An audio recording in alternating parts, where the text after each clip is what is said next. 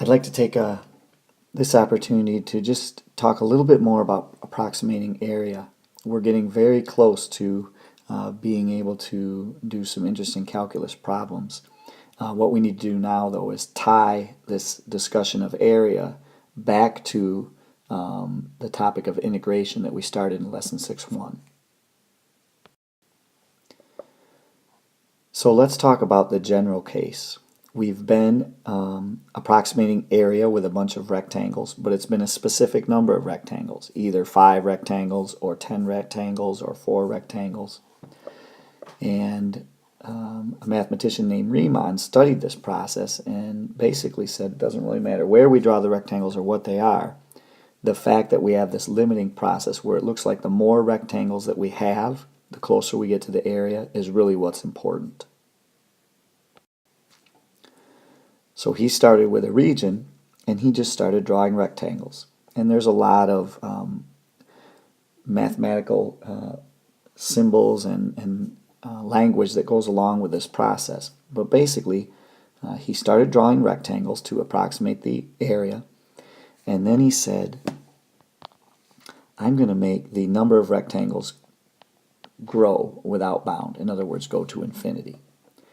And of course, as soon as you see this notation, I'm sure you're thinking, oh geez, here we go again. We're going to talk about limits.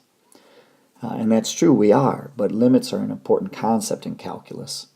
And in this case, they're going to lead us to something that's really cool in Lesson 6.4.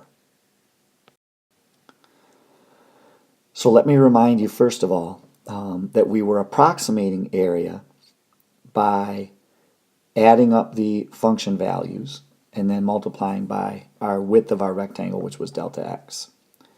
What we're saying now is that if you make the number of rectangles go to infinity, that you will actually have the exact value of the area. That's what this little statement says here. And of course, there's some restrictions. F has to be non-negative, meaning that it's either touching the x-axis or above the x-axis. We have a closed interval AB like we did before. And the only new thing here is that Riemann said it doesn't really matter which points you pick.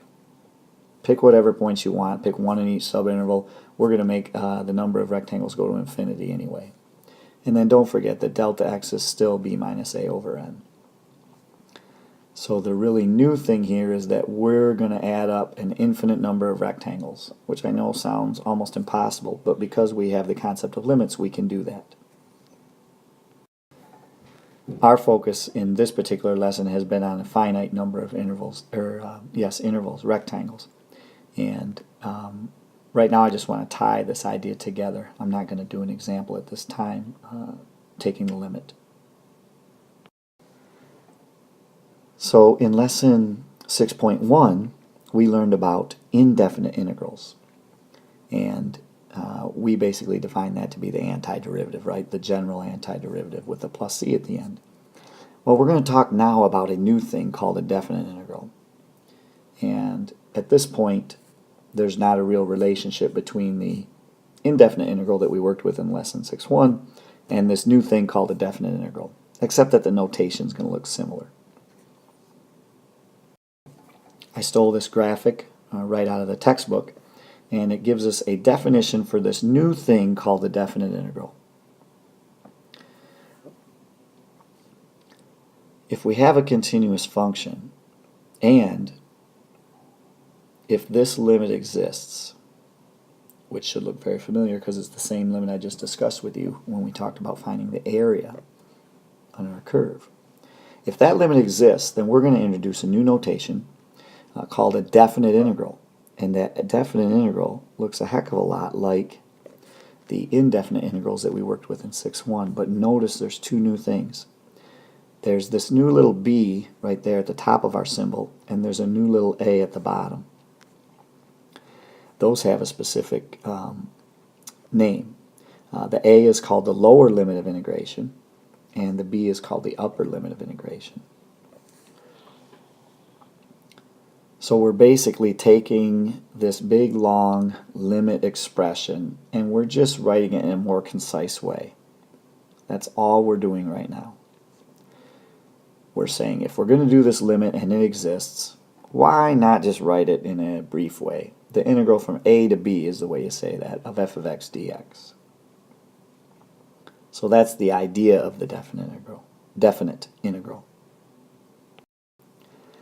Now, as it turns out, there are only certain functions that you can do this integration on.